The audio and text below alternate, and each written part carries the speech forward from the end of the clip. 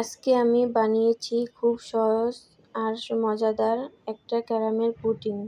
চলেন দেখা যাক কিভাবে বানিয়ে নিলাম ক্যারামেল পুডিং।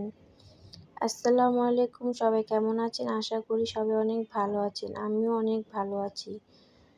তো আজকের ভিডিওটা আপনাদের কাছে আশা করি অনেক ভালো লাগবে। যারা আমার ভিডিওটা দেখা শুরু করেছে অবশ্যই লাইক দিয়ে সুন্দর একটা কমেন্ট করে যাবে। আর যারা নতুন আছে অবশ্যই আমার চ্যানেলটাকে সাবস্ক্রাইব করে আমার পাশে থাকবে। তো এই যে এখানে 2টা ডিম নিয়েছি, কাঁটা চামচের সাহায্যে মিক্স করে নিলাম। আর এখানে চিনি দিয়ে দিলাম পরিমাণ মতো। চিনিটা কাঁটা চামচের সাহায্যে মিক্স করে নিব।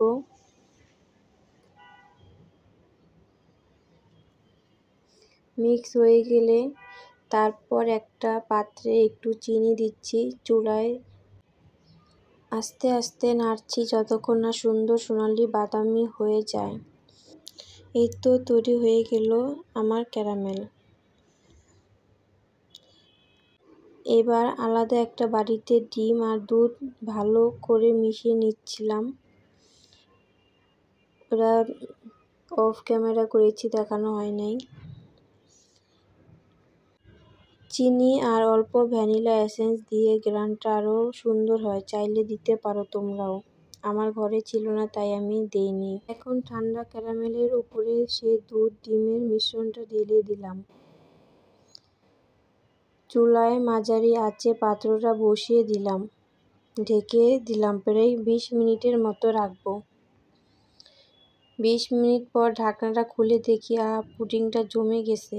এবার নামিয়ে ঠান্ডা করে ফ্রিজে রাখলাম অন্তত 1 ঘন্টা। তারপর ফ্রিজ থেকে বের করে উল্টে দিলাম প্লেটে।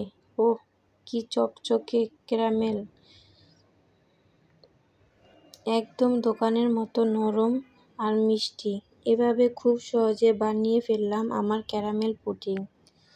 তো গাইস, কেমন হয়েছে আমার ক্যারামেল পুডিং অবশ্যই তোমরা জানাবে। তো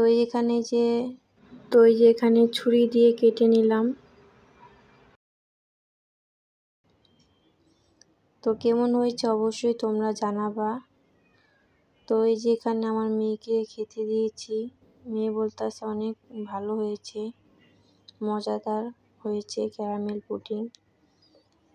তো সবাই তোমরা ভালো থাকবে, সুস্থ থাকবে। আজকের মতন এখানেই বিদায় নিচ্ছি। আল্লাহ হাফেজ।